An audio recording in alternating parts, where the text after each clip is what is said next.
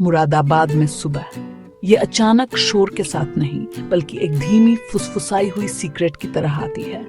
शहर अंगड़ाई लेता है, जैसे रामगंगा अपनी बैंकों पर ठंडी धुंध छोड़ती है। एक चांदी की चादर जो दुनिया को पीतल नगरी से जाने जाने वाले सोते हुए जायंट पर बिछी है। ये सिर्फ एक निकनेम नहीं है, ये शहर की आत्मा है, आग में डली और शानदार चमक के लिए पॉलिश की गई। कई पीढ़ियों से इस नदी ने शहर को बढ़ते हुए देखा है। इसका पानी कल की धूल को बहा ले जाता है और एक नए दिन के काम की उम्मीद का स्वागत करता है। गलियां अभी भी अंधेरे में लिपटी हुई हैं, बस जागना शुरू कर रही हैं। खाली हैं, लेकिन ज्यादा देर तक नहीं। आप हवा में पोटेंशियल महसूस कर सकते हैं, एक ऊर्जा की तरंग जो अनलीश होने का इंतजार कर रही है। मैं पीरजादा लोकेलिटी के पास एक फेमिलियर चाय स्टॉल पर पहुंचता हूं। भोर से पहले की शांति में वार्मथ और लाइट का एक छोटा सा आइलैंड। यहाँ की हवा अदरक, इलायची और मीठी दूध वाली चाय की खुशबू से सराबोर है। लेकिन उस कंफर्टिंग अरोमा के नीचे एक और आवाज पहले से ही अपनी डेली सिम्फनी शुरू कर रही है। ये पीतल के हथौड़ों की धीमी रिदमिक रिंगिंग है, जैसे छोटे दूर के मंदिर की घंटियां भक्तों को प्रार्थना के लिए बुला रही हों। टिंग टिंग टिंग। ये शहर की हार्ट बीट है, एक ऐसी आवाज जो इतनी कांस्टेंट है कि आप इसे सुनना लगभग बंद कर देते हैं। लगभग। और फिर यह bold little voice street noise को चीरती हुई आती है। क्या हाल? सिर्फ कोई मैना नहीं, बल्कि एक लोकल सेलिब्रिटी। ये छह स्टॉल के फीके नीले साइन पर बैठी है, एक छोटी सी मोनार्क जो अपने राज्य का सर्वेक्षण कर रही है। मैना नाम खुद इस भूमि की एंशिएंट लैंग्वेजेस से आया है, एक ऐसा शब्द जिसका अर्थ है खुश मिजाज, और ये उस पर खरी उतरती है। इसकी आंख के चारों चमकदार पीले रंग की त्वचा का वो अनमिस्टेकेबल पैच है, एक फीचर जो इसे हमेशा उत्सुक और इंक्विजिटिव दिखाता है, जैसे कि यह हमेशा एक गहरे रहस्य की खोज के कगार पर हो। इसकी छाती फूली हुई है, प्योर अनअडल्टरेटेड कॉन्फिडेंस की मुद्रा। ये साइन से नीचे कूदती है और एक छोटे से बाउंस के साथ धूल भरी जमीन पर उतरती है, फिर अकड़कर चलने लगती है। ये स्वैगर से भरी एक चाल है, जैसे कि ये गली, चाय स्टॉल और जिस हवा में हम सांस ले रहे हैं उसकी मालिक हो। इसकी चाल में एक खास रिदम है, एक जॉन्टी कॉन्फिडेंस जो प्योर मुरादाबाद है। मैं हंसे बिना नहीं रह पाता। कारीगरों के शहर में पक्षी भी कलाकार होते हैं। मैं इसे मिठू बुलाने का फैसला करता हूँ, ऐसी बातूनी क्रीचर के लिए एक क्लासिक नाम। मिठू मेरे बगल वाली बेंच पर ऐसे कूदता है जैसे कोई वीआईपी अपनी रिजर्व टेबल पर आ रहा हो। कोई हिचकिचाहट नहीं, कोई डर नहीं।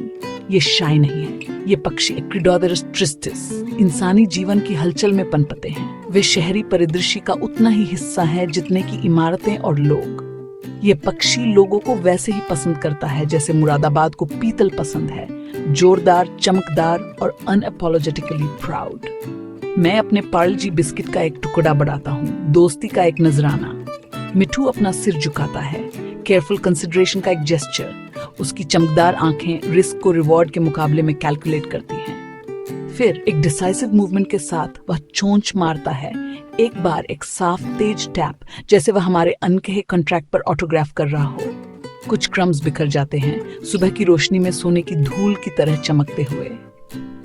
ओके, मैं चलता हूँ। मिठू स्पीड वॉक करता है और कभी कभी आगे उठ जाता है। करकनास के पास से वो वर्कशॉप्स जो अब पूरी तरह से जाग चुकी हैं। हम लैकर्ड पीतल की ट्रेस के ढेर के पास से गुजरते हैं, जो सूर्योदय की पहली सीधी किरणें पकड़ रही हैं। उनकी सतहें चमक रही हैं।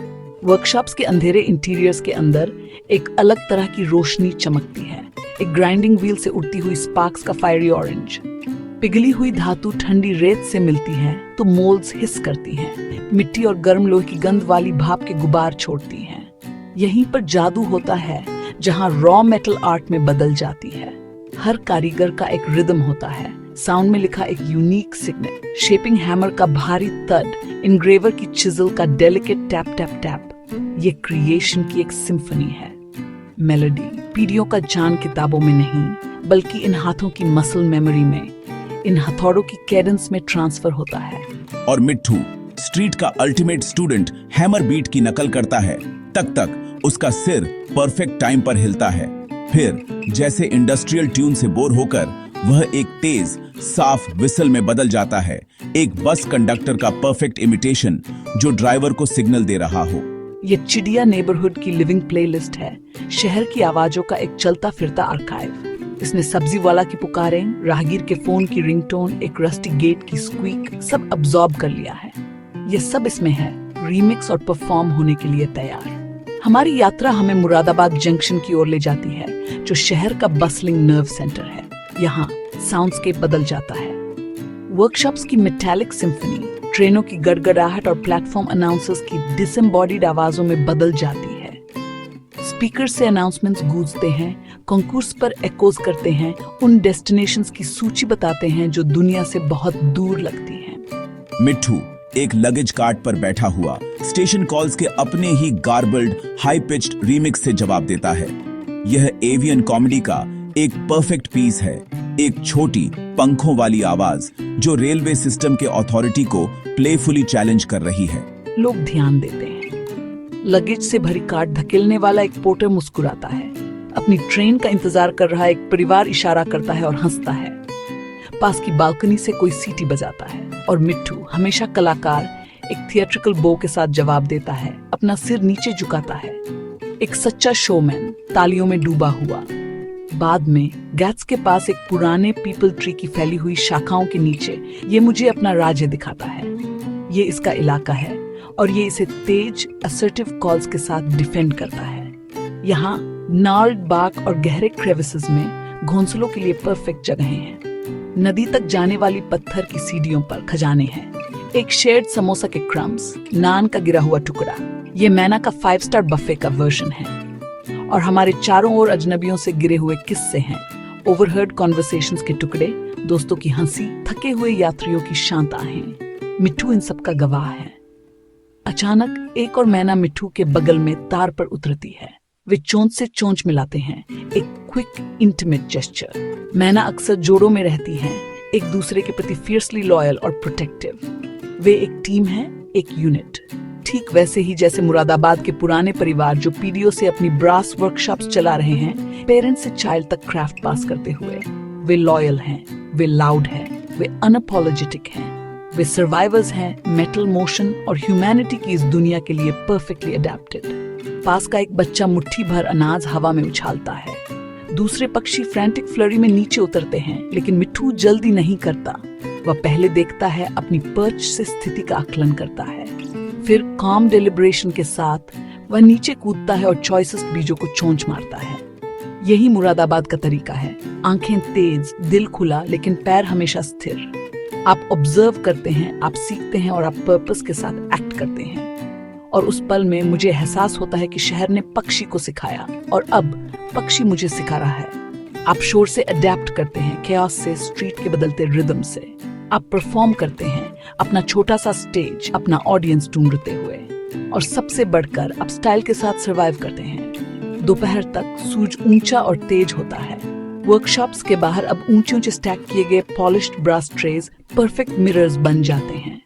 वे सिर्फ आसमान को रिफ्लेक्ट नहीं करते, वे स्ट्रीट की पूरी कहानी को कैप्चर करते हैं। एक चमकदार सतह में मैं खुद को और मिट्ठू को एक ही फ्रेम में देखता हूँ। मैं अपने जूतों पर शहर की धूल के साथ, एक यात्री जो बस गुजर रहा है, और पक्षी, मेरा छोटा सा गाइड। सूरज उसकी पंखों के किनारे को पकड़ता हुआ उन्हें सोने में बदल रहा है। पीतल नगरी दुनिया के लिए रिफ्लेक्शंस बनाती है, इन खूबसूरत चमकदार वस्तुओं को दूर के घरों में भेजती है। मैना, वह एक्कोज बनाती है, वह शहर की आवाजें इकट्ठा करती है और उन्हें हमें वापस सुनाती है। कीमतों पर मोलभाव करते वेंडर्स की एक्कोज, नए होराइजन्स की ओर बढ़ती ट्रेनों की गड़गड़ाहट की एक्कोज, हंसी की एक्कोज, ताकि कोई भी, यहाँ तक कि गुजरने वाला एक अजनबी भी, घर की आवाज को कभी न भूले। जैसे ही मैं आखिरकार वापस लौटता हूँ, गली छोड़ने के लिए तैयार, मिट्ठू सहजता से पास की बैल्कनी ग्रिल पर उड़ जाता है। वह मेरी तरफ देखता है और आखिरी बार चर्प्स करता है, एक तेज डेफिनेटिव साउंड, जैसे पासपोर्ट पर एक स्टैम्प। मैसेज मिल गया। मेरी छोटी सी विजिट स्ट्रीट के क्रॉनिकल्स में ऑफिशियली रिकॉर्ड हो गई है। मुरादाबाद में मैंने सीखा, एक आम मैना भी शहर का सिग्नेचर रखती है, बोल्ड, ब्राइट और बिल्कुल भी इग्नोर करना इम्पॉसिबल।